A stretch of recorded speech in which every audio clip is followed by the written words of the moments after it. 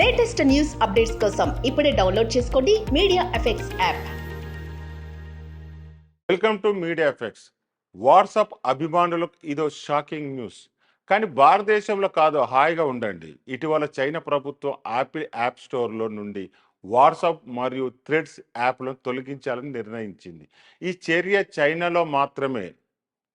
WhatsApp ఉదయం నుంచి రాత్రి వరకు మనల్ని అలరించే app. Chatting, status, group chattings వంటి అనేక ఫీచర్స్ కలిగిన సాధనం. చైనాలో ఈ యాప్స్ను ఎందుకు బ్యాన్ చేశారు? జాతీయ భద్రతా ప్రమాదం కారణంగా ఈ నిషేధం అమలులోకి వచ్చిందని చైనా అధికారులు చెప్పారు. చైనాలో సోషల్ మీడియా యాప్లపై నిబంధనలు కొత్తేమి కాదు. ఫేస్బుక్, ట్విట్టర్ వంటివి ఏళ్లుగా అక్కడ నిషేధితమే. భారతదేశంలో కూడా 2021లో టిక్ టాక్ తదితర యాప్లను భద్రతా కారణాలతో నిషేధించారు.